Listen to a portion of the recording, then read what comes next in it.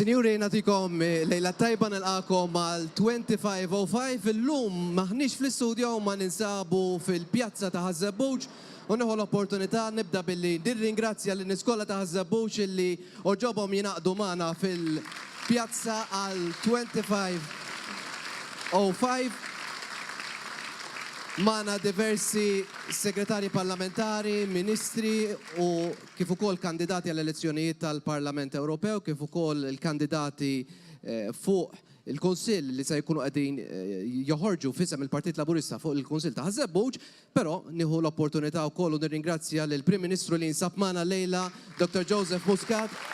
Aktar tard ikollna l-opportunità wkoll nitkellmu miegħu. Semmejna il-kandidati fuq il-Kunsill ta' Ħażebbuġ u nieħu l-opportunità nilqa' fostna lil dawn il-kandidati għandna magħna lejla lil Clive Azzopardi, Patrick Bonnici, Anthony Borg, Mark Camilleri, Melkim Paul Gallia u Philip Edric Zammit. Ekku propju illum se nkunu qed niddiskutu it-tema tal-inklużjoni. L-biera waqt il-diskors tal-Prim Ministru Joseph Muscat fisser kif il-viżjoni ta' dan il-gvern hija bbażata fuq tliet pilastri ewlenin fosthom l-infrastruttura, l-innovazzjoni u l-inklużjoni. U propju illum waqt din l-attività se nkunu qed niddiskutu tema tal-inklużjoni, tema wiesa ħafna li tolqot oqsma differenti fis-soċjetà tagħna u propju għalhekk għandna diversi mistiedna magħna minn diversi setturi differenti, iżda li fl-aħħar mill-aħħar kollha jolqtu fuq soċjetà aktar inklusiva u fil-fatt magħhom se nkunu qed niddiskutu kif nistgħu naħdmu biex ikollna soċjetà aktar inklusiva. Fil-fatt nilqa' magħna mill-ewwel lil Ronald Zaffarese li huwa is-Senior Coordinator tal-Active Aging Unit ġewwa San Vincenz de Paul, lil Oliver Xikluna, il-Kummissarju għad-Drittijiet tal-Persuni b'Diżabilità, lil Samantha Paġ Gazan li hija attivista favur l-ugwaljanza u lit-tabib Jan Kirkop.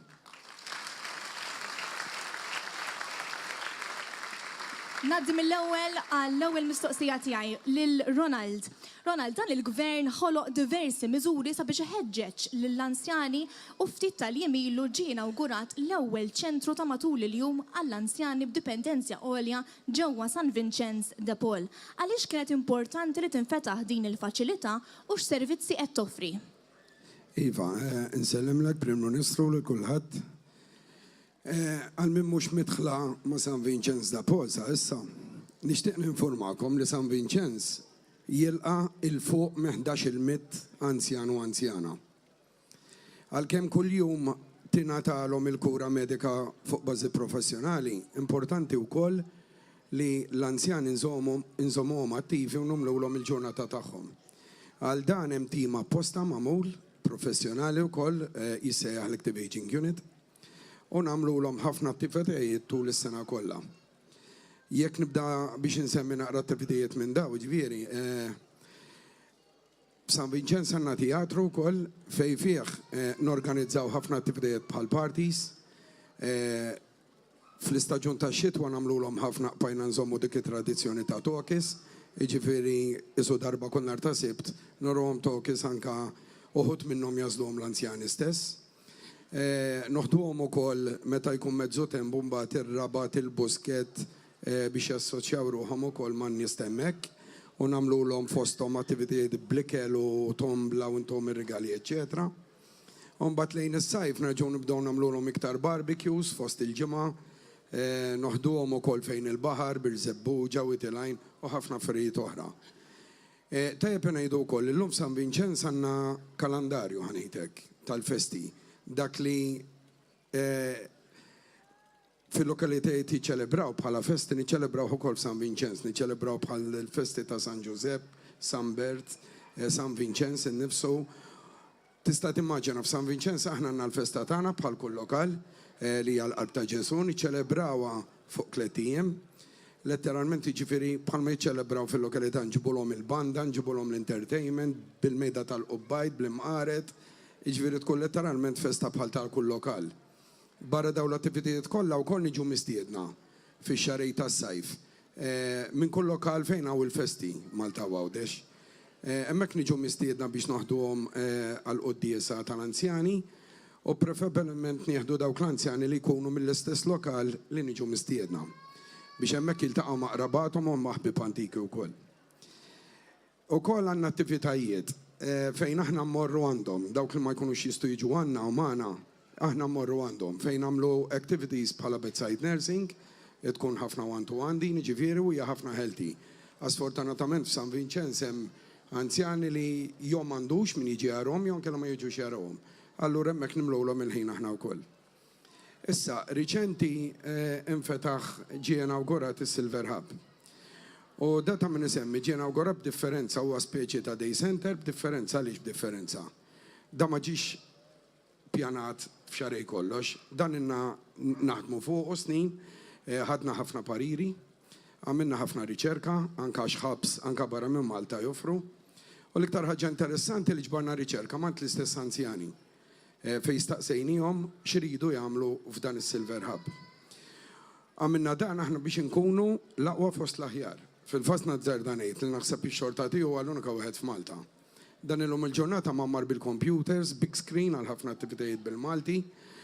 U xi ħaġa partikolari ġew fih għandna indoor garden. Fej dal-indoor garden ħanaqtaw fih, ix-xewqa tal-anzjani. Aħna anzjani fid-dar tiegħu dak iż-żmien kien irabbi fenek, kien irabbi asfur jew kelb. Ħanippruvaw inżommuh fl-istess ambjent permezz ta' dal-indoor garden. Ħajkonna wkoll min jagħmel pjanti u min ħawel u kollox, qed tifhem? Dik hija ħafna importanti, aħna importana mill-anzjani tagħna. Mhux biss il-kura medika, imma li inżommuhom minħan kollu kemm jista' jkun attivi fl-attivitajiet li nagħmluhom. Huwa interessanti ħafna kif din il-ħidma kollha kif kont qed tgħid fuq minn 3 snin fl-aħħar sarfet biex dan iċ-ċentru issa ġie stabbilit ftit tal-jemilu u nawguraw li l-anzjani tagħna jkunu jistgħu jużaw u anke jkomplu bit-tradizzjonijiet u bil-affarijiet li kienu jagħmlu qabel anke meta jkunu f'home. Naddi issa għal Oliver Scicluna għall-elezzjonijiet tal-Kunsilli Lokali il-Partit Laburista għandu 5 kandidati b'diżabilità. Temmen li dan huwa pass pożittiv biex ikun hemm aktar rappreżentanza f'livell politiku? Pass pożittiv mingħajr dubju, ovvjament, però mhux l-ewwel u l-aħħar pass. Jiena dejjem nitkellem favur l-importanza li jkun hemm il-vuċi tal-persuni b'diżabilità biex jitkellmu fil-komunitajiet tagħna. Irrid nara iżjed persuni b'diżabilità jingħataw pożizzjonijiet ta' leadership għax nemmen li bil-vuċi tagħna s-soċjetà vera tista' tkun aktar inklusiva. Il-Partit Laburista kif semmejt inti għandu 5 kandidati li huma l-Kunsilli Lokali u nemmen li daw bil-kuraġġ ta' daw il-5 kandidati fis-snin li ġejjin se naraw iżjed kandidati b'diżabilità. Forsi mhux fuq livell ta' kunsilli lokali biss imma nawgura li anke fuq livell nazzjonali u forsi anke fuq livell Ewropew.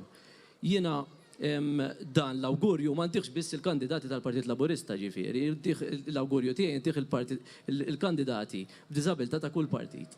Jekk irridu naraw oppożizzjoni b'saħħitha u jekk irridu naraw gvern partit fil-gvern b'saħħtu, irridu naraw iżjed persuni b'diżabilità attivi fl-istrutturi tal-partiti politiċi tagħna. Grazzi ħafna Oliver u nerġa' ndur fuqkom biex inkomplu d-diskussjoni tagħna. Żdista ngħaddi għal Pablo biex inkomplu bid-diskussjoni naħa l-oħra. Grazzi ħafna Rebecca, fil-fatt illejla xtaqt nilqgħu fostna lill-Ministru tal-Affarijiet Soċjali Ġermaniżi li jinsab fostna nilqgħu magħna lill-Ministru Hubertus Heil. Thank you, Minister, for being here with us tonight. Minister, what are, in your opinion, the main social issues Europe is facing today and how can we address them? Yes, first of all, thank you very much for the invitation. I met your Prime Minister.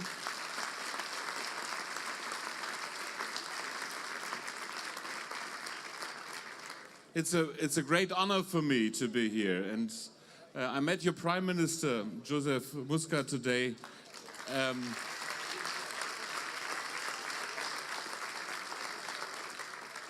And I know him not just as a strong Prime Minister, but as a convicted European. And that's what's making me very proud as German Social Democrat. My president in Germany, Frank-Walter Steinmeier, said a very important sentence.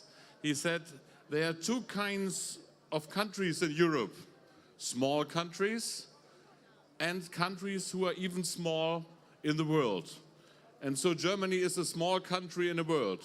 But together as Europeans, we are strong in this world. And this is my...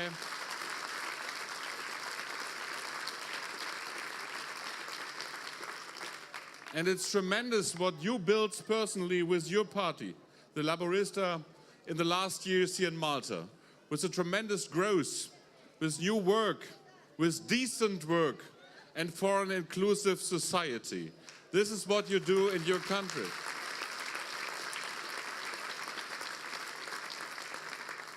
But in fact, there are challenges in the future, you ask. And one challenge is, can we hold Europe together? Is there solidarity? Is there a power for solidarity? I know that on the 25th of May, you have local elections here, and we have European elections all over our continent. And personally, I have to tell you a story. My mother was born in the 30s. She was a child in the time of the Second World War.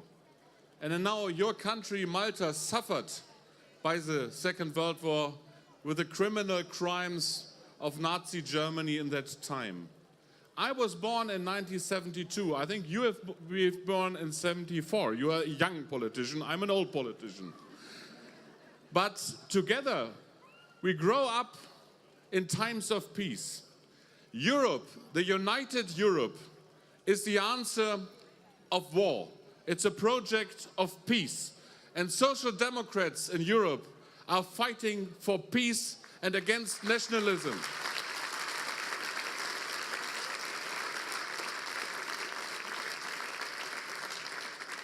And because I'm not just the son of my mother who suffered from the Second World War, but as a father of two little children, born in 2012 and 2014, it's our duty for our generation in Malta and in Germany and all over Europe to fight for a united Europe. The answer of America First is European United, dear comrades and colleagues. This is our answer in the world for inclusive society, for social justice, for decent work, and that's why I'm here. All the best for the Laborista Party here in Malta.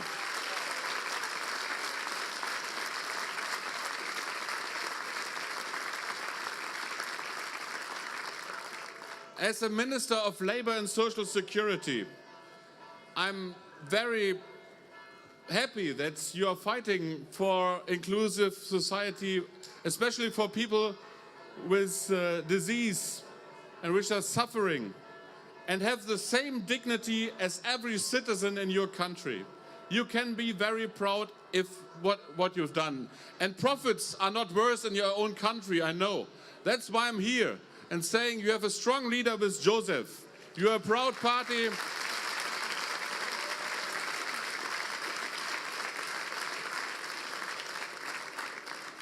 And if I could vote here, I can't. But I would, on the 25th of May, vote for the local candidates and for the European candidates of the Laborista Party. All the best. Thank you very much. Thank you. Grazie, Ministru Hail Likinmana. Thank you, Minister, for being here, and thanks for sharing your thoughts.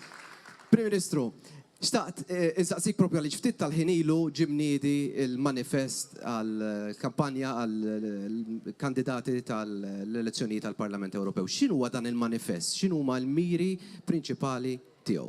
First of all, I would like to thank Hubert for taking the time to be here with us. It's indeed a great pleasure and a great honor. He will not sing his own praises, but Hubert, for whoever follows German politics, is a guiding light within the German SPD, within the German Social Democrat Party. He is, I would dare say, our main minister within the German government, thoroughly respected in Germany within the socialist group and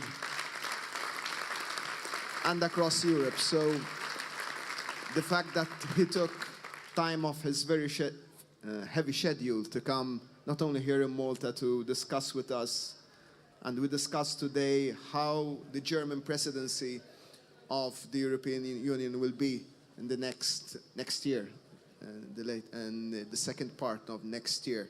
And we are making plans together on how we can cooperate for a more social Europe. But the fact that he took time off and came here in Zebuch to make sure that he delivers the message from the German SPD, and as Labour Party here in Malta, we wish our German comrades all the best in their elections on the 26th of May.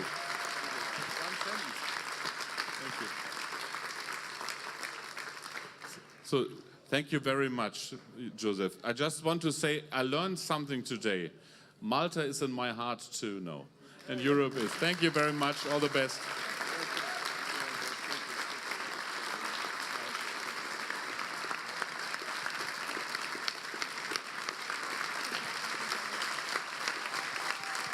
Grazzi, Ministru Ħajl, li sab il-ħin biex jagħmel l-intervent tiegħu fil-pjazza ta' Ħażebbuġ illejla.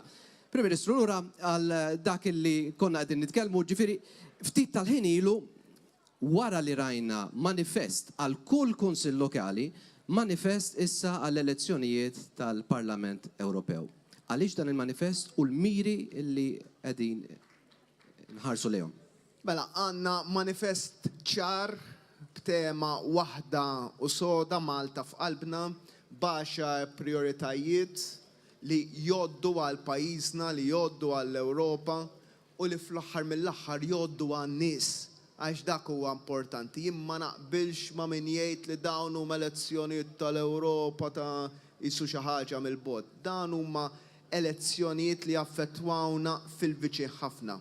Għaliex dak li jiġi deċiż fi Brussell jaffettwa il-ħajja ta' kull wieħed u waħda minna. Aħna rridu naraw li dak li nagħmlu aħna għaw Malta mhux imbagħad insibu ħajt tal-konkos qudiemna Brussell ma nkunux nistgħu nagħmluh. U dak li jsir Brussell u fl-Ewropa kollha rridu jkun komplementari. Għandna eżempji ċari ħafna. Pereżempju, meta ħankunu qegħdin nibdew fl-aħħar parti ta' din is-sena u ħataffettwana l-koll illi nibdew il-flixken tal-plastik niġbruhom mhux narmuhom u nitfawhom f'magna u l-magna tina l-flus. Dik ħatkun bidla li l-Ewropa ħadamela snin oħra, mhux qed iġġels issa l-pajjiżi jagħmluha, aħna f'Malta rridu nkunu minn tal-ewwel li nagħmluha dik il-bidla. Hemm ftit pajjiżi li diġà jagħmluha, aħna rridu nissettjaw ruħna li ikonna rokna fid-dar fejn qegħdu dal-affarijiet nafu mela jekk nixtru flix kun soft drink, flix kun xi ħaġa, dak ħadd iswa naqra iktar flus, inżommuh meta mmorru s-supermarket, meta mmorru l-ħanut, meta mmorru x'imkien neħduh magħna, nitfaħ f'kaxxa u l-kaxxa tagħtik il-flus lura. Dik hija biss eżempju wieħed żgħir. Immanka li nżommu f'idejna il-politika fiskali f'dak li għandu x'jaqsam mat-taxxa. Li naraw li l-Ewropa ikollha politika mbagħad soċjali illi tippromovi u tgħin lil dawk il-gvernijiet li jridu jgħinu l-fabbriki biex jibqgħu fl-Ewropa, li jgħinu lil ħaddiema, li naraw li dak li qed nagħmlu aħna f'pajjiżna li nżidu l-minimum wage u aħna konna l-ewwel gvern kważi f'20 sena, f'21 sena li żidna l-minimum wage, naraw illi din tkun xprunata u mejjuna fuq livell Ewropew ukoll. Meta qataw pajjiżi fuq livell Ewropew li laqqas għandhom dik it-tip ta' protezzjoni minima. Imma l-aktar ħaġa importanti huwa illi minn dawn l-14 il-kandidat illi għandna rridu nkunu ċerti u aħna ċertissimi minnhom kull waħda wieħed minnhom u għalhekk impoġġi ismi taħt kull waħda u wieħed minnhom illi f'dak li jagħmlu kull ħin u kull mument, kull minuta tal-5 snin li ħajamlu fi Brussell, kull minuta ħajkollhom lil Malta f'qalbhom dawn in-nies illi ħajkunu qegħdin jaħdmu mhux biex jkunu xi fan club tal-gvern fejn hemm bżonn jiġbdulna widna jiġbdu ilna fejn jaraw illi hemm affarijiet illi mhux qed isiru tajjeb jgħiduhom jien l-ewwel wieħed kont membru tal-Parlament Ewropew ma kontx imur inxewwex kontra Malta. meta rrid niġbed l-attenzjoni fuq xiex kont naħdem. Fi żmien il-Gvern Nazzjonalista kien għamel taxxa fuq is-satelliti, dak iż-żmien kulħadd bid-dix tas-satellita. Kienet trid tħallas taxxa minn xi 100 lira kienet. U jien kont argumentajt illi dik tmur kontra r-regoli tal-Unjoni Ewropea. U l-Gvern kellu jagħtihom lura dak iż-żmien dawk il-flus għax ħedimt fuq dik il-linja. Meta bl-istess mod kont flimkien ma' sħabi rajna illi l-Gvern qed jżomm mod illegali il-VAT fuq il-taxxa ta' reġistrazzjoni tal-karozzi. Dejt dik it-taqbida bħala membru tal-Parlament Ewropew, il-Gvern ta' qabel ma rridx jisma', komplejnija mill-oppożizzjoni u llum kull min xtara karozza f'dak iż-żmien reġa' ħa flusu lura.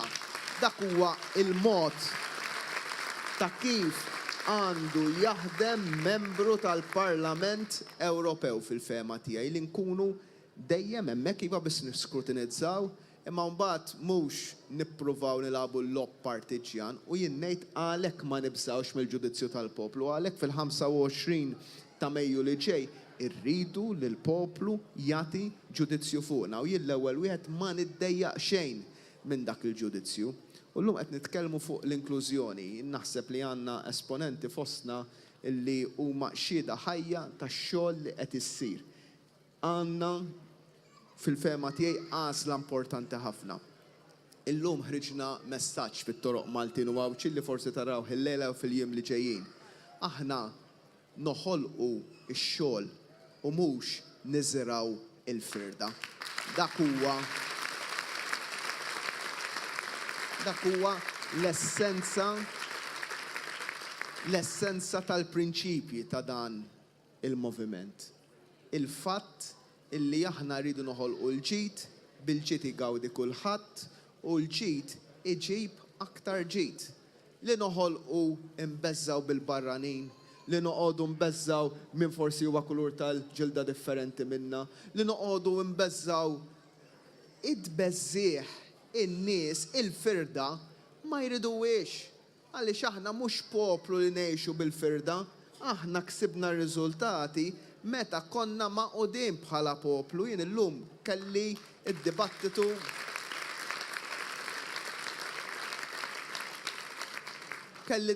mal-kap tal-oppożizzjoni li xandar il-lejla u beda jistaqsi l-kap tal-oppożizzjoni, l-lejla ħanoqgħod tal-kwiet, ġifieri tgħodux. Beda jistaqsi l-kap tal-oppożizzjoni, ma taf kemm hawn barrani għalli irid ikollna pjan u nkunu nafu l-carrying capacity ta' Malta jissu li ngħidu issa nodduhom wieħed nejn kif naslu sal-10 daqshekk inti barra. Għalli xtejt fuq hekk, qedlu żewġ affarijiet. L-ewwel nett, dik missek ħsibta 15-il sen ilu, meta dħalna fl-Unjoni Ewropea. Għaliex 15-il sena ilu, meta kien hemm l-argument għax jiġu l-barranin, jgħidu żgħar jiġu l-parrukkiera minn Sqallija kienu jgħidulna, ma tiftakruhomx l-argumenti fuq hekk. Illum il-ġurnata aħna ħafna mill-barranin li hawn fostna huma Ewropej. Hemm 500 miljun Ewropew illi għandu kull dritt illi jmur f'kull pajjiż inkluż Malta, u aħna għandna kull dritt li mmorru f'dawk il-pajjiżi. Dak l-argument dak iż-żmien kellu jsir. Illum jekk ikun hemm xi ħadd li jgħid mod ieħor fil-fema tiegħi qed jqarraq. U t-tieni nett, wissejtu il-kap tal-oppożizzjoni l-aħħar persuni li jippruvaw jidaħlu f'moħħ xi nies f'xi pajjiż li jista' jkun hemm xi kwota li l-Ewropej tgħidilhom ifqu ma ndaħlux iktar Ewropew, spiċċaw bil-froġa ta' Brexit li għadna sal-lum il-ġurnata ħadd ma jaf se jiġri, għax daħlulhom f'moħħhom qalulhom le tinkwetax qegħdin fl-Unjoni Ewropea, imma nistgħu nżommu lill-Ewropej milli jiġu fl-Ingilterra. U dan wasluhom dawn il-politiċi irresponsabbli għal sitwazzjoni fejn in-nies emnuhom u llum sentejn u nofs wara qas jafu fejn ħajaqbdu jħabbtu rashom. Aħna għandna direzzjoni ċara. Direzzjoni li nifhmu li hemm sfida, direzzjoni li nifhmu illi jkun hemm problemi li rridu nsolvuhom, aħna l-problemi nirgbuhom u l-problemi nkunu qegħdin naħkmuhom mhux nibżaw minnhom u nbeżżaw in-nies. Iva x-xogħol leha l-firda. Grazzi, Prim Ministru.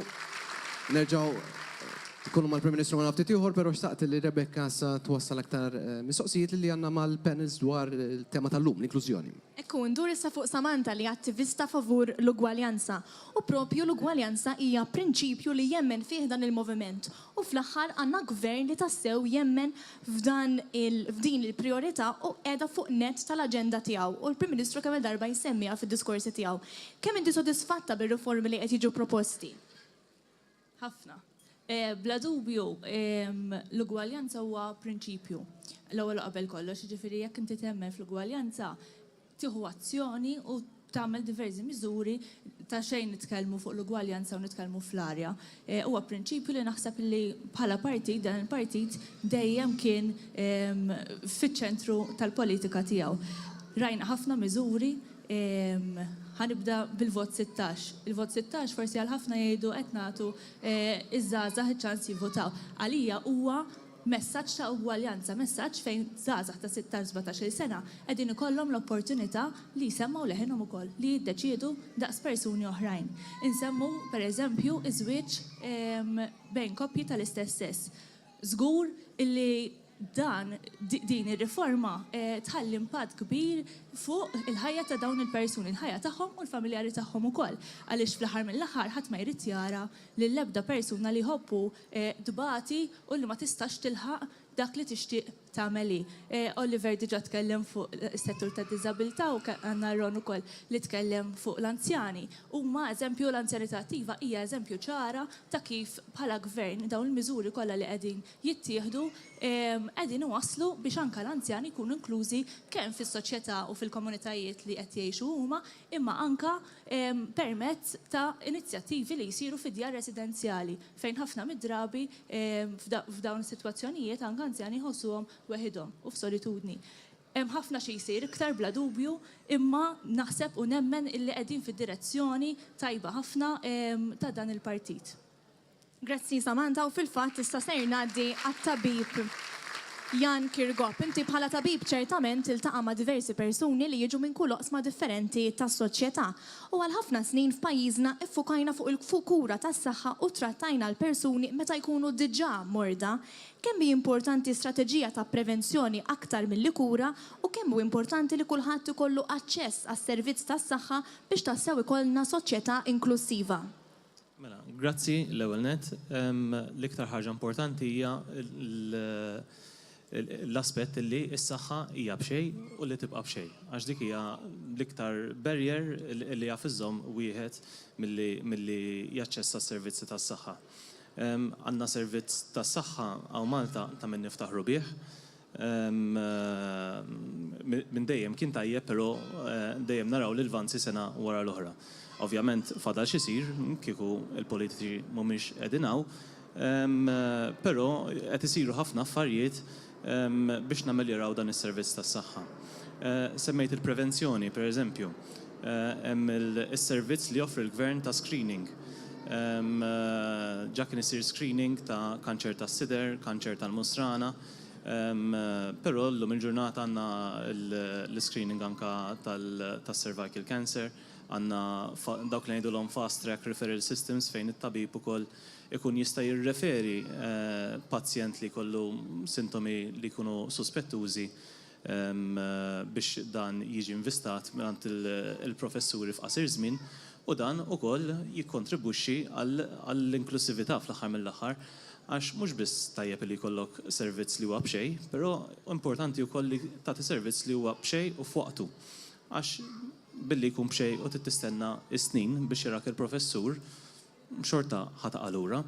Allora, ovvjament, huwa tajjeb illi meta jiġu identifikati pazjenti li jkollhom ċertu tipi ta' problemi, dawn jiġu fast tracked u t-testijiet u l-investigazzjonijiet ikunu jistgħu jsiru malaj kemm jista' jkun. Ħanaqbes ukoll fuq l-aspett ieħor. Saqsejtni fuq prevenzjoni, però importanti li din tal-prevenzjoni nagħtu daqsxejn perspettiva fuq kemm importanti l-prevenzjoni. għax il-ħajja tal-pazjenti mbagħad tiddependi fuq il-management tal-kundizzjonijiet tagħhom u aktar ma tilħaqhom kmieni, aktar l-outcome tal-kundizzjonijiet tagħhom jaf ikunu favorevoli u jkunu jistgħu jgħixu kwalità ta' ħajja aħjar. U din ukoll hija aspett ieħor tal-inklusività naħseb. Grazzi, Jan, dawn il-kommenti li qed nisimgħu l-mistiedna tagħna qed juru kif tassew l-ugwaljanza u anke soċjetà inklusiva tolqot oqsma differenti tas-soċjetà tagħna. Ekku, jiena fil-fatt, Rebecca, xtaqt insaqsi lill-Prim Ministru għaliex fid-diskorsi tiegħek, Prim Ministru, qed nisimgħu tagħmel aċċenn ta' spiss għall-inklusività. Għaliex però din l-enfasi? Għax fl-aħħar mill-aħħar dak huwa wieħed mill-prinċipji tagħna. U mill-ġdid hija kwestjoni f'dak li nemnu. Aħna nemnu li m'għandux ikun hemm firda. Aħna nemnu li rridu nużaw l-aqwa u r-riżorsi kollha tal-pajjiż u tas-soċjetà. U meta ngħid hekk mhuwiex biss argument soċjali, huwa wkoll argument ekonomiku. L-inklusività u l-ugwaljanza jagħmlu sens ekonomiku. Waħda mis-sigriti l-kbar tas-suċċess ekonomiku li ksibna bħala pajjiż kienet l-inklużjoni. Għax bdejna ninkludu setturi tas-soċjetà li sa ftit ta' sinilu kienu għadhom maqtuwajn il-barra mill-attività ekonomika. Ħansemmi biss tnejn. L-aktar waħda ovvja, in-nisa. Qatt daqs illum ma kellna nisa illi ħarġu jaħdmu fid-dinja tax-xogħol. Qiegħed tagħti l-sodisfazzjon tax-xogħol lil mara, qiegħed tippromuovi l-interazzjoni soċjali, qed tippromuovi l-indipendenza ekonomika u l-indipendenza ekonomika hija essenzjali l-aktar fost dawk in-nies li huma l-aktar vulnerabbli biex niftehmu ħanitkellem mod ċar. Mara li sawwata ir-raġel u tiddependi mir-raġel fuq kollox qatt ma ħad titilqu jew ħassiba diffiċilissima biex toħroġ minn sitwazzjoni ta' abbuż. Mara illi tista' taqla l-ħobżna ta' kuljum tkun lesta illi tagħmel dak il-pass u ma tħallix lill-ulieda ibatu f'dik is-sitwazzjoni ta' abbuż bib-tiegħi. U dik hija mhux xi ħaġa li qed ngħid jien, hija kwistjoni ippruvata minn studji madwar id-dinja kollha. Illi meta inti tagħti l-empowerment finanzjarju, meta inti tagħti l-indipendenza finanzjarja, inti qed titneħħi ħafna u ħafna nies minn sitwazzjoni ta' abbuż u anke minn sitwazzjoni ta' faqar. Permezz tal-inklusività, permezz tal-inklużjoni, aħna rnexxielna innaqsu il-faqar. Għaliex fost l-iktar nies li huma suscettibbli għal faqar huma in-nisa u l-anzjani, speċjalment l-anzjani nisa. U jekk toqgħodu taħsbu ftit, tindunaw kemm huwa minnu.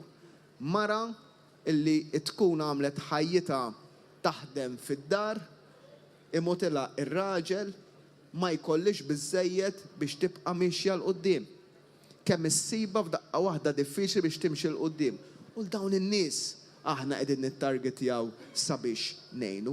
It-tieni eżempju ta' inklużjoni, riżors kbir li irnexxielna indaħlu fid-dinja tax-xogħol li jagħmel sens ekonomiku. Il-persuni b'diżabilità. Qatt daqs illum maw persuni b'diżabilità li qegħdin jaħdmu ġewwa pajjiżna. U jaħdmu mhux bħala pjaċir, mhux bħala token.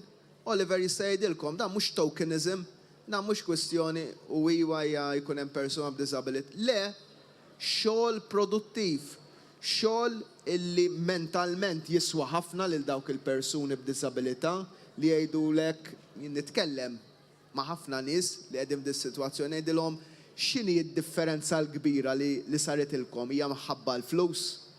Ħafna minnhom jgħidu li mhix kwistjoni ta' flus, għax ħafna minnhom il-familja tiċċaħħad minn kollox biex tara l-persuna b'diżabilità timxi il-qoddim bl-iktar mod komdu possibbli. Aħna saħansitra redna id-diżabilità qiegħda miegħek jekk toħroġ taħdem xorta tibqa' tieħu il-pensjoni relief, il-benefiċċju ta' persuna b'diżabilità. L-ikbar benefiċċju mhux il-flus, l-ikbar benefiċċju li inti torqod u moħħok li għada filgħodu sejjer tiltaqa' ma' nies oħra fuq il-post tax-xogħol. Hija funzjoni soċjali. U tajtek biż-żewġ eżempji ta' kif l-inklusività tagħmel sens soċjali u sens ekonomiku. Għalhekk nitfgħuha fuq quddiem mal-viżjoni tagħna għal dak li jmiss fil-pajjiż li huma l-infrastruttura, li huma l-innovazzjoni, immija l-inklużjoni. Għax aħna jekk naħdmu flimkien nistgħu nirnexxu. Dan il-pajjiż meta ħadem flimkien irnexxa. Ma nħallu lil ħadd u naf li dan huwa forsi messaġġ illi mhux faċli jasal aħna leħfef ħaġa li noqogħdu nbeżżaw bil-babaw. Mill-ġdid nerġa' ngħid, ma nħallux lil min jipprova jitfa' iż-żerrija tal-firda fost is-soċjetà tagħna. Aħna għandna bżonn lil kulħadd fis-soċjetà tagħna. Jien gburi illi għandna soċjetà li mhux issa u min jaf kemm hawn żebbuġin li għandhom jekk insaqsikom kemm għandkom jiġu minnkom nies kemm minnkom għandhom jiġu nies l-Awstralja jew l-Amerika, naħseb kulħadd jolli jdeh. Araw minn fejn tlaqna u fejn wasalna. Filli inxejru il-ġenituri tagħna u ommijietom lill-uliedhom sejr l-Awstralja u forsi jarawhom xi darba oħra ma kienx hawn xogħol hawn Malta, filli ġie ħadd ieħor hawnhekk sabiex isib il-post tax-xogħol tiegħu. Imma hemmhekk ukoll aħna iddeċidejna li f'din il-kampanja din l-issue neħduha head on. Mhux naħbuha jew nistaħbew minnha, jien l-issue tal-kwistjoni tal-barranin jien head on irrid noħodha, ħanitkellem dwarha f'kull ħin u f'kull mument għax m'għandix minn xiex niddejja. Għax min qiegħed jipprova juża retorika tal-lemin estrem sinjal illi ma fehem xejn. Illum il-kap tal-oppożizzjoni għalli oħra. Għal jien irrid illi mhux biss nagħmlu l-kwota li ma tistax issir bir-regoli tal-Unjoni Ewropea, imma jien il-barranin irridhom li jkunu skilled. U provajt nifhem x'qed jgħid li mela biex barrani jiġi Malta jrid ikun imħarreġ skilled, kwalifikat. Mela sewwa dan irid li jiġu l-barranin. Ikunu l-managers, ikunu jagħmlu x-xogħol it-tajjeb, li jitħallas tajjeb, mbagħad imorru jiġbru iż-żibel, imorru jaqsmu darhom jabbu l-knatan, joqogħdu jagħmlu ġurnata jseftru jrid il-Maltin mela. Mhux jekk trid il-barranin jagħmlu x-xogħol it-tajjeb, il-xogħol naqra inqas tajjeb tridu għall-Maltin. Aħna lej, jien nemmen li kull xogħol huwa dinjetus, jien f'ħajti għal grazzja tal għamilt kull xogħol. Jien bdejt letteralment naħsel l-art f'lukanda, kien sajf illi ma niddejjaq xejn li għamilt għax tallimt ħafna minn nies li jagħmlu xogħol umli. Ħdimt ta' receptionist, ħdimt minn kollox. Ħadd pjaċir li u nara d-dinjetà fix-xogħol, imma jekk tagħtini għażla. Jien li l-Malti irridu li jagħmel ix-xogħol it-tajjeb u nġibu l-barranin biex jagħmel ix-xogħol li l-Malti ma jistgħux ilaħqu miegħu. Jekk hux tajjeb ħafna, jekk hux inqas tajjeb, dak li rrid jien u li naħdmu flimkien. U naħseb statements bħal dawk juru in-nuqqas ta' pjan minn min ħsibu biss biex jipprova jbeżza imma fl-aħħar mill-aħħar dik il-firda mhux ħajr nexxielu li jiżra. Grazzi ħafna Prim Ministru tal-kommenti tiegħek. U xtaqt nieħu il-kummenti propju dwar dan tal-kandidat għal Partit Laburista għal Parlament Ewropew Noel Kassar li nilqaħ fostna l-lejla. Grazzi li qiegħed magħna Noel. Noel, kif nistgħu naħdmu biex ikollna Ewropa aktar inklusiva? L-ewwel ħaġa, grazzi Pablo, grazzi Rebecca. Grazzi wkoll iż-żabbuċin li qegħdin magħna llum tal-ħmerba sabiħa li tajtuna. U llum la qegħdin l-għada tal-ewwel ta' Mejju, grazzi l-Maltin u l-Awċin kollha li laqgħu it-talba tal-Partit Laburista li l-bieraħ ġewwa l-Pjazza ta' Kassilja ġew beħġarhom. naħseb jiena fejn jidħol l-inklusività u da semmija tajjeb il-Prim Ministru wkoll fil-konferenza ġenerali tal-partit li kellna l-ġimgħa l-oħra, hemm l-inklusività, l-innovazzjoni u l-infrastruttura. U fejn jidħol l-inklusività, fejn għandek l-aspett ukoll tan-nies li semmina tal-persuni disabilità li llum qed jieħdlu fid-dinja tax-xogħol, qed juru fejn qabel kienu daw in-nies sfortunatament konna nħalluhom fil-kantina. Illum il-ġurnata jalmuna bil-abiltajiet u bit-talenti li għandhom u minn hawnhekk naħseb għandna nirringrazzawhom kollha kemm huma. Ukoll l-inklusività ukoll fejn jidħol l-anzjani li jibqgħu ikunu inklusivi fis-soċjetà, li jibqgħu fid-djar tagħhom. Ukoll anke l-inklusività ta' nies li ġejjin minn barra minn Malta, Ewropew. U jiena ovvjament naddi minna ta' kuljum għaliex jiena għandi tfajla tiegħi barranija mill-Unjoni Ewropea u sibta jew iltqajt magħha għaliex għax kienet qiegħda taħdem għaw Malta kienet 3 snin ilu waqt iċ-ċogim u ovvjament grazzi tal-Prim Ministru li kien ġab iċ-ċogim għaw Malta 3 snin ilu.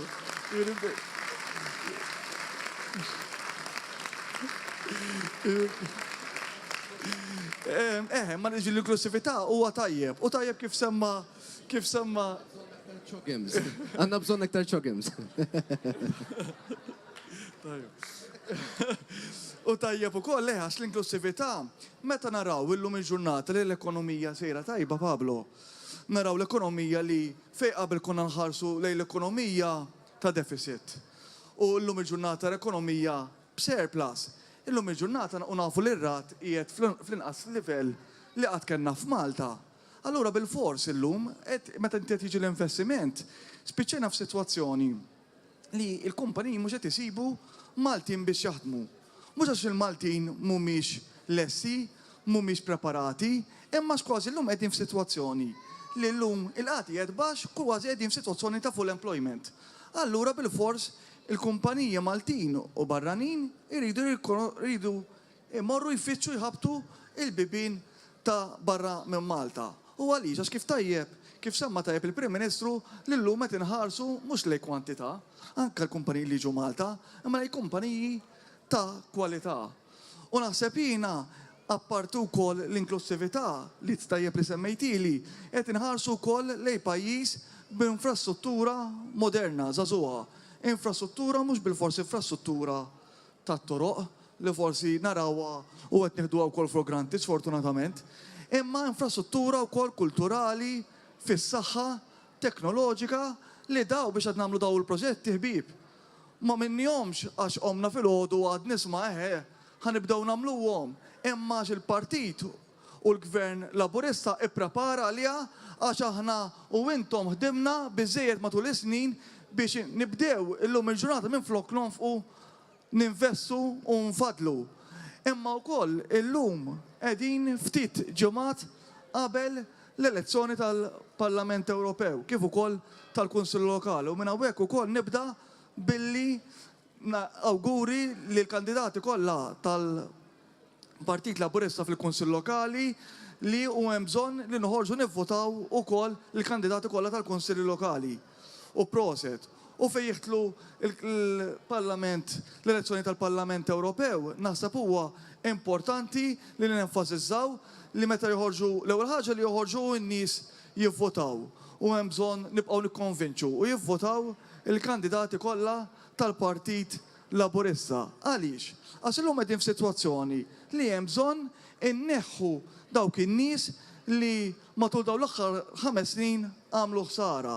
U għamlu ħsara wkoll mhux matul dawn il-5 snin u forsi qalu isma' għaġġi għall-elezzjoni ħanifqu nagħmlu ħsara min-naħa tal-Partit Nazzjonalista. Sa il-ġimgħa stess David Kaza għadu kif ħareġ jgħid kienet indirizzata direttament lejn il-Prim Ministru qal jekk ma' żmien il-Prim Ministru jiġi u forsi jkun jixxi li jkollu pożizzjoni fl-Unjoni Ewropea qal ħajaħdem qalbu kollha biex jipprova il-pożizzjoni ma jieħodix il-Prim Ministru. Jiena ngħidu ġewx affarijiet il-David Kaza. L-ewwel ħaġa jekk il-Prim Ministru jiddeċidi li jmur għal dik il-pożizzjoni m'għandu bżonn il-David Kaza u m'għandix dubju li fejn U m'għandix dubju li fejn għandu jasal, ħajasal il-Prim Ministru. Imma wkoll ngħidlu l-Prim Ministru għad balu ħafna xaħdem f'Malta, balu ħafna xi mexxina u jekk Alla jrid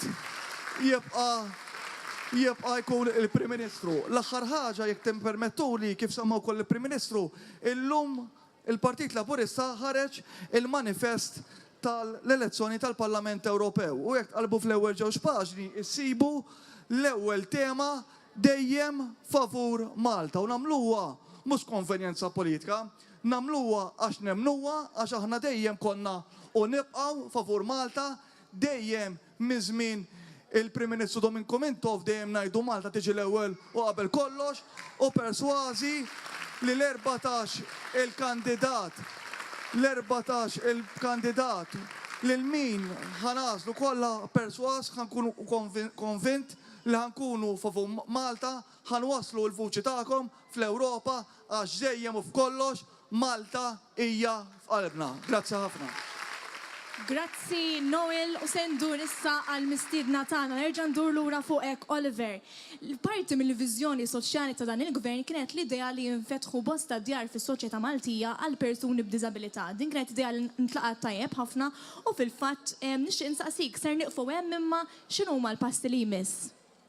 Keeping in mind li fl-2013 kien hemm Electoral Manifesto Proposal li jizdiedu aktar id-djar fil-komunità, naħseb mhux se jkun l-aħħar pass, jiġifieri il-pjanijiet hemm medin biex ikomplu jiżdiedu djar fil-komunità. U djar fil-komunità qegħdin hemmhekk mhux biex biss nittikkjaw il-kaxxa li qed nilħqu l-miri tal-konvenzjoni għad-drittijiet tal-persuni b'diżabilità. Iżda għax il-persuni b'diżabilità posthom huwa fil-komunità. Posthom huma li ikunu parteċipi fil-komunità. U għalhekk qabel il-mistoqsija li saqsejtni kienet dwar il-ħajja tagħna, il-ħajja tal-persuni b'diżabilità u l-involviment fil-politika. U iva, biex tkun involut fil-politika tkun tgħix fil-komunità ħalli tkun tista' tikkomunika mal-pija tas-soċjetà. Il-Prim Ministru semma x-xogħol. Ix-xogħol kien parti dejjem ngħid jiena parti min-naħa tal-gvern kuraġġuża li tieħu dak il-pass u tinforza liġi li kienet ilha tul ta' żmien hemmhekk. Però il-pass ma jridx jaqaf hawnhekk. Irridu naraw sal-aħħar persuna li ssib xogħol. Jiġifieri illum il-ġurnata rajna kwantità ta' persuni b'diżabilità jitlu fid-dinja tax-xogħol. Eżempju, is-sena li għaddiet f'Jannar kien hemm 400, illum f'Jannar ta' din is-sena kien hemm 250. Jiġifieri rajna qabża u rajna persuni b'diżabilità jsiet jitlu fid-dinja tax-xogħol. U għalfejn insemmi x-xogħol u nħalla ta' mal-mistoqsija li saqsejtni inti. Għax ta' kollox imur f'daqqa. Semmejna l-infrastruttura. Jekk l-infrastruttura ma tkunx aċċessibbli, il-persuni b'diżabilità, speċjalment dawk nuqqas ta' mobilità, ma jistgħux ikunu inklużi fis-soċjetà tagħna. L-innovazzjoni qed tgħin lill-persuni b'diżabilità ikomplu jimmiraw biex anki jitlu f'karrieri ġodda u permezz ukoll ta' apparat li jgħinhom ikunu iżjed inklusivi fis-soċjetà tal-lum. Jiena nħeġġeġ anzi lill-gvern li mill-pass ta' djar fil-komunità, apparti li jkomplu jiżdiedu djar fil-komunità, però naħdmu iżjed biex ikun hemm aktar servizzi fil-komunità, speċjalment ta' assistenti personali biex il-persuni b'diżabilità vera jkunu inklużi fis-soċjetà tagħna.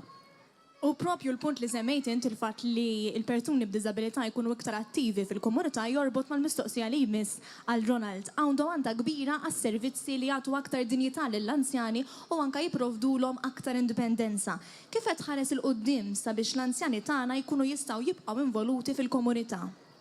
Iva, bla dubju ħajkun iktar attivitajiet fi żmien li ġej u ġej mit-taħdietiet fuqhom fej fosthom aħna qed inħaltu issa f'ċertu attivitajiet fejn morru bl-anzjani fl-iskejjel u l-iskejjel inġibuhom ukoll f'San Vincenz.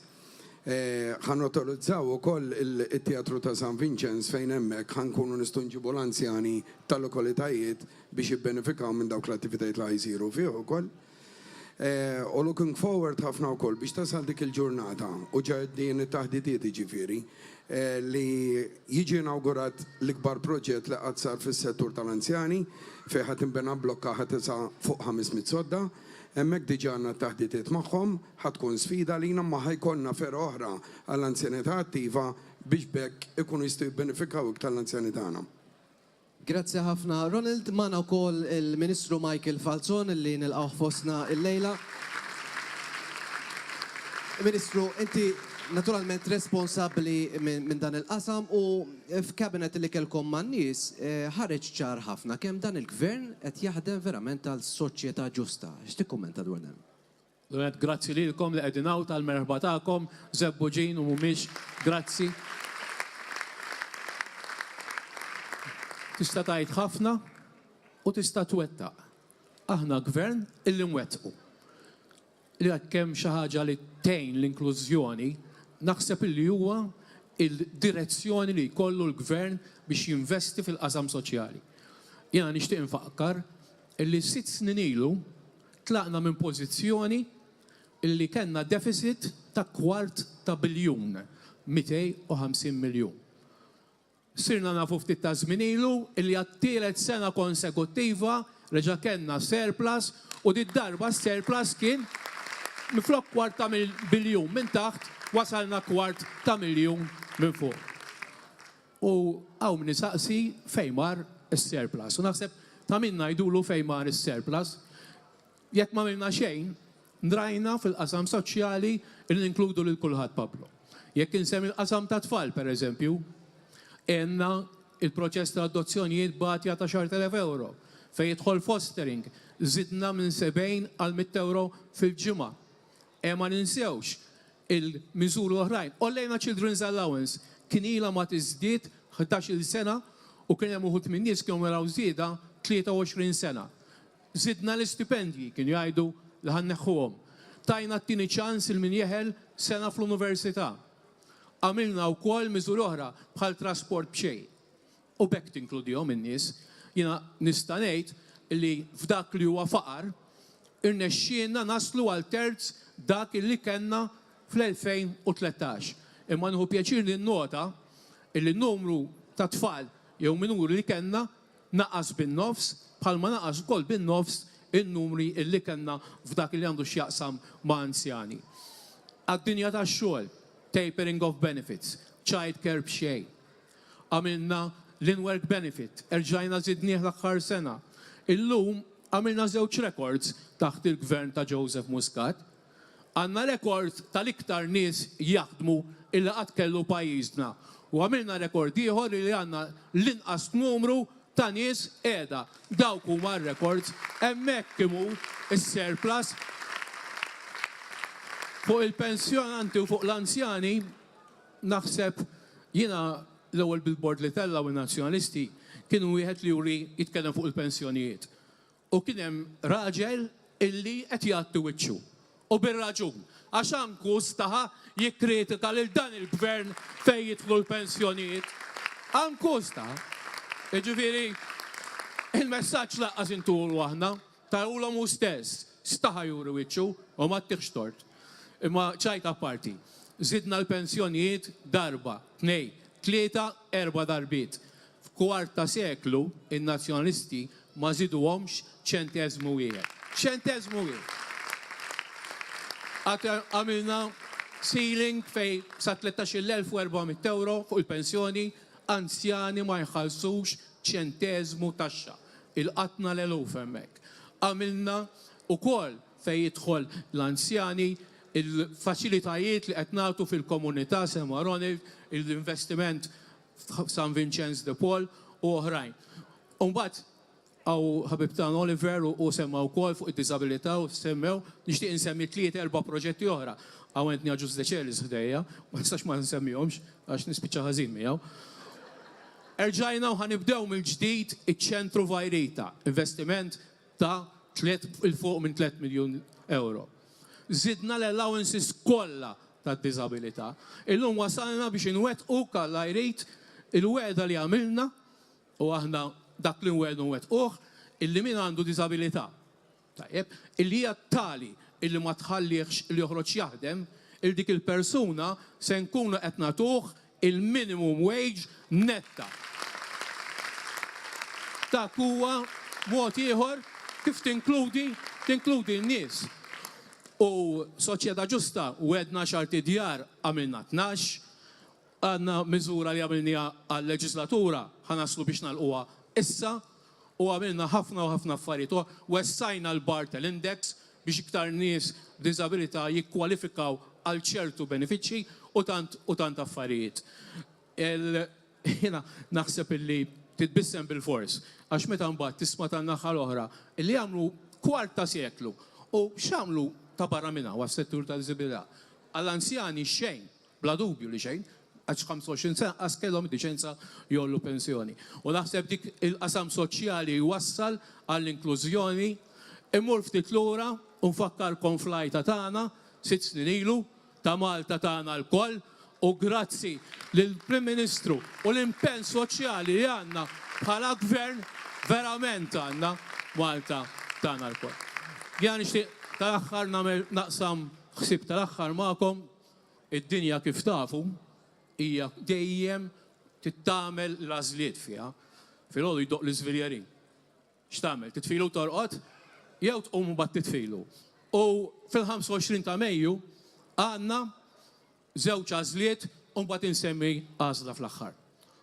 Għandna għażla fil-25 ta' Mejju biex ninvestu f'kunsilli aħjar milli għandna biex nagħmlu riforma fil-lokalitajiet tagħna biex ikollna kunsilli jaħdmu għal-lokal u mhux jedew jiġġieldu bejniethom bħal huma nazzjonalisti f'San Pawl il-Baħar u jien nappellalkom fil-25 ta' Mejju oħorġu vvutaw għal kandidati kollha tal-Partit Laburista.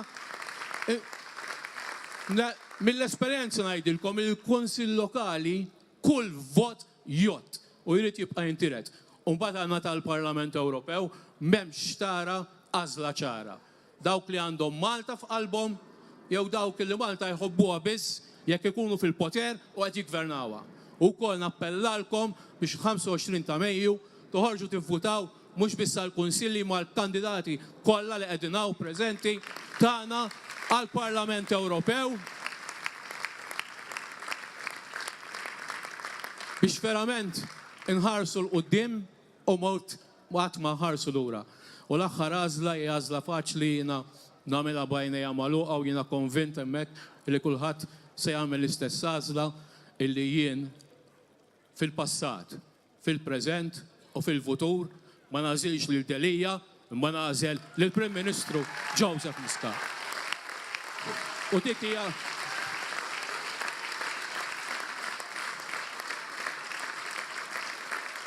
għażla naturali dak li wettaqnieh u konvint li nkomplu inwettqu il-qoddim. L-aħħar appell morru votaw kmieni, ivvutaw għaż-żewġ elezzjonijiet u qis li tivvutaw lill-kandidati Laburisti kollha kemm huma. Aħna n-nies li għandna verament Malta f'qalbna. Grazzi, Dr. Michael Falzon.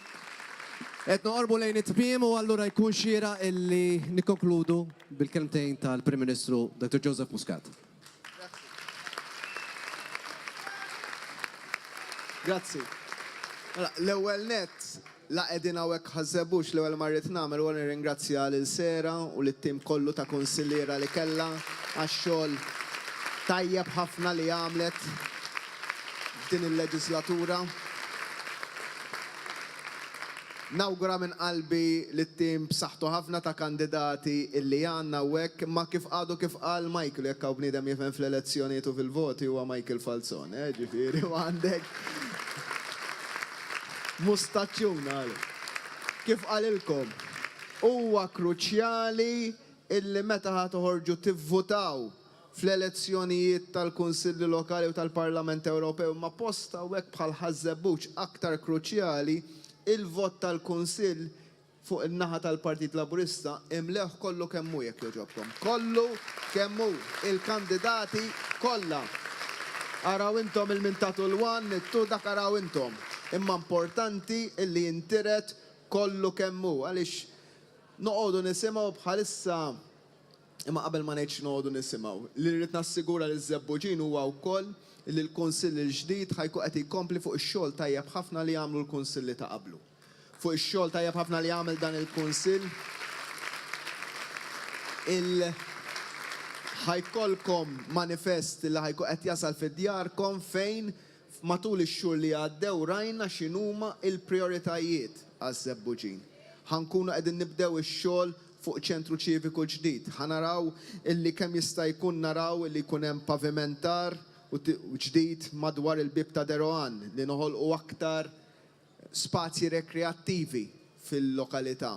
Ħajkun hemm punti speċifiċi ħafna li dawn insemmihom jien f'kull lokalità għaliex irid nuri lil kull familja illi verament għamilna xogħolna illi nkunu nafu x'inhuma l-prijoritajiet ta' kull lokalità. Nisimgħu ħafna issa u jippruvaw jitfaw dik id-dera min-naħa tal-Partit Nazzjonalista kif qedtilkom qabel illi dawn huma xi elezzjonijiet faċli għall-Partit Laburista. Xejn mu minnu. Huwa kruċjali li nkomplu naħdmu u li kull waħda u wieħed minna joħroġ jivvota għaliex jibqgħu elezzjonijiet illi huma diffiċli. Ħatibqgħu tismawni ngħid dan il-kliem għal 23 jum illi fadal għax nemmnu b'saħħti kollha. Il-Partit Laburista minnkom jgħidu iwa dan mill-Partit Laburista għadda b'xofa kbira fl-2008 xofa kbira kienet dik jien marrit li qatt aktar fl-istorja tagħna ma ngħaddu minn sitwazzjoni bħal dik. Qatt aktar.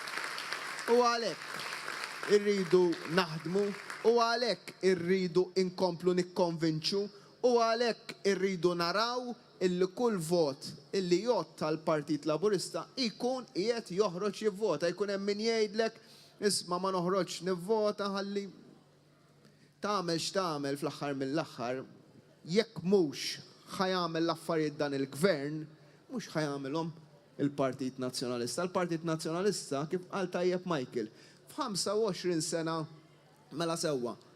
Nisimgħu ma żidtux biżżejjed il-pensjonanti u żgur li ma żidnihomx biżżejjed. Fadlilna xi nżiduhom il-pensjonanti u għedtilhom daqskemm tajniekom fadli nagħtukom ferm aktar. Imma naċċetta dik il-kritika kieku Alla jaħfirlu jgħidi li mintu f'dik il-kritika li kien għamel il-pensjonijiet, mhux minn f'25 sena ma żied ċentesmu pensjonijiet. U għalhekk il-problemi jista' jsolvihom biss dan il-gvern. Nistgħu nkomplu nsolvuhom biss bil-fiduċja tagħkom u nibqgħu nsolvuhom biss jekk inkomplu naħdmu kif aħna u noħolqu x-xogħol u mhux niżiraw il-firda għax bekk nuru verament illi Malta hija f'qalbna. Nirringrazzjakom. Grazzi, Prim Ministru, grazzi li kont magħna. Nirringrazzjaw Rebecca lil Żebbuġin kollha li kienu fostna lejla, grazzi li kontu hawnhekk. Aħna naslu fit-tmiem ta' programm tagħna infakru għada. Eżatt, għada wara xandriet politiċi ser nkunu għada fuq wan nerġgħu nkunu magħkom. Grazzi ħafna tal-merħba li tajtuna lejli